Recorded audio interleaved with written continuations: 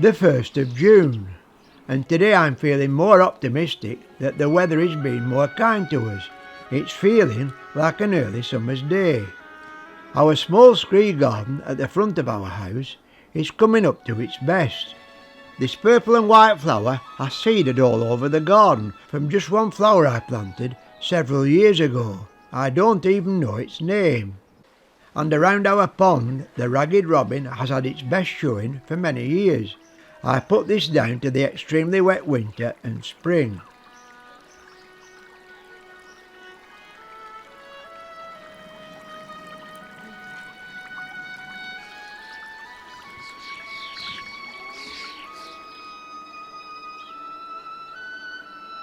The great tits fledged on the 29th of May, and I feared there would be several dead young in the nest that had perished because of the rain and lack of food. Well, it's not as bad a news as I thought, because I've only found one dead one here.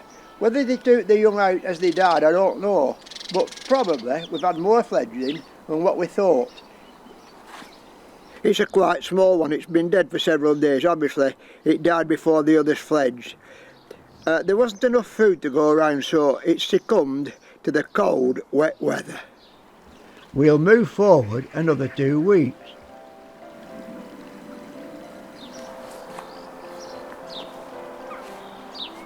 We've been on holiday for 12 days and it's now the 14th of June. When I've come home, the garden is a tapestry of colour, but the weather has been often cool and wet. Where we've been in Dorset, we haven't had any rain for 10 days. What I have noticed, the yellow rattle in the garden has done really well and it's out in full bloom.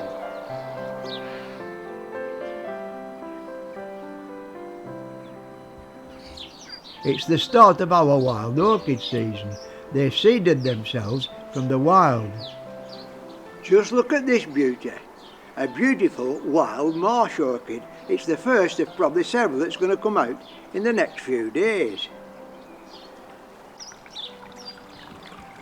And there's a few more opening around the pond.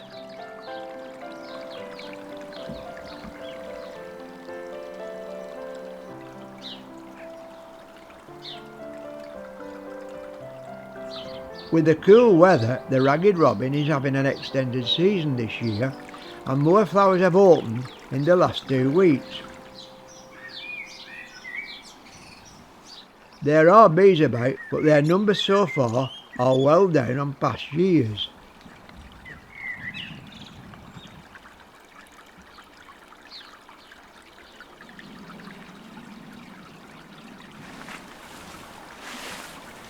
The plants are allowed to grow free, but if things get a bit out of hand, a little nudge from me, cut them back a little bit and everything's right again. It is a wildflower garden, or a wild garden, so things have to be loose, and this is how we like it.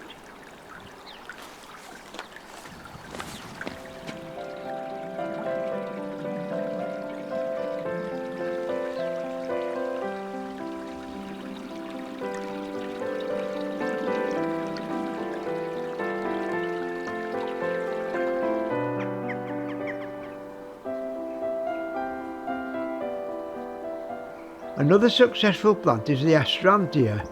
It seeds itself all around the garden, but I have to control it, it's just too successful.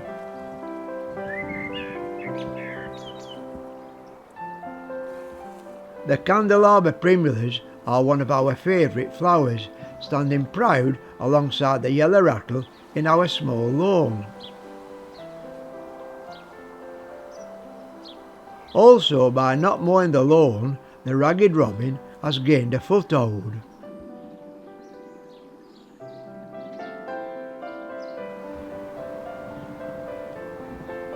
Back in our scree garden, the later alpines are coming into bloom.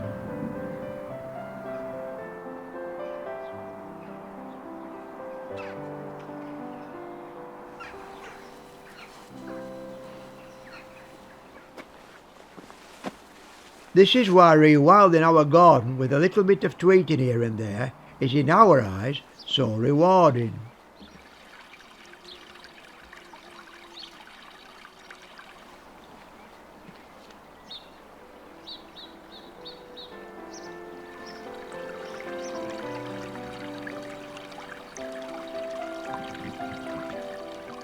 This year's snake's head fritillary is already seeding.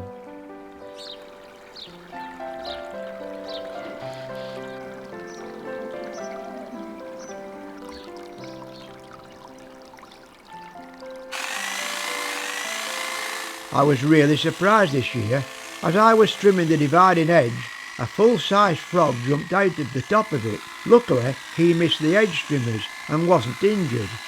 That's something new to me. I didn't realise frogs could climb.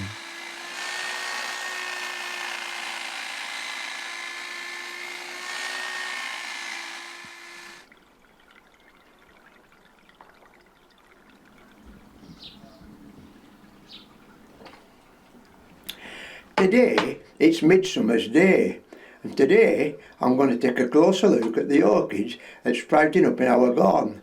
Some are marsh orchids and some are common spotted, and I'm going to hope to be able to explain the difference. These are common spotted orchids, and they've colonised here, and I think it's the second year this group's come up. I can tell they're common spotted because the front petal, the lower lobe, is deeply toothed and it's got spots on its leaves. So I'm putting this down as a common spotted orchid.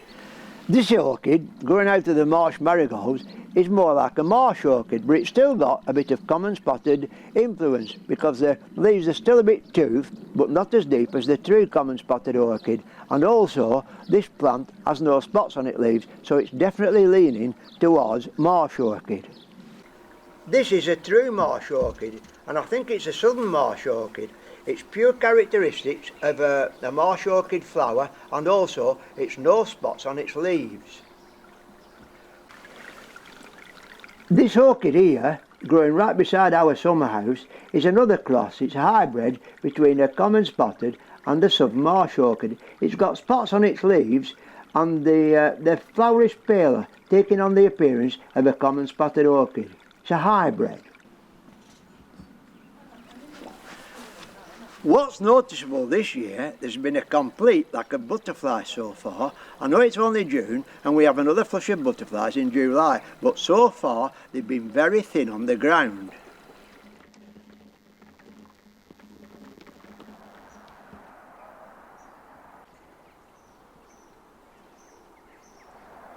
After a few more days away on holiday in our camper van, the garden has almost grown out of control. It's now the 20th of June. After a couple of sunnier, warm days of around 23 to 24 degrees centigrade, we are back again to the cool, wet, unsettled weather.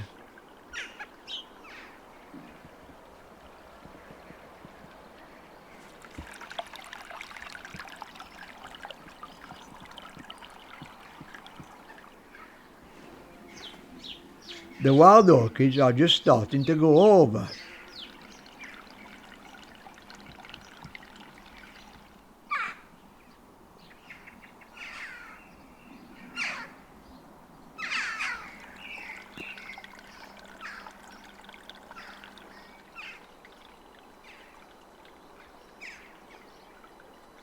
The yellow rattle has been very successful this year and has started to set seed. I've promised some ragged robin seeds for one of our friends. Perhaps he's started to lean to a more loose, wilder garden.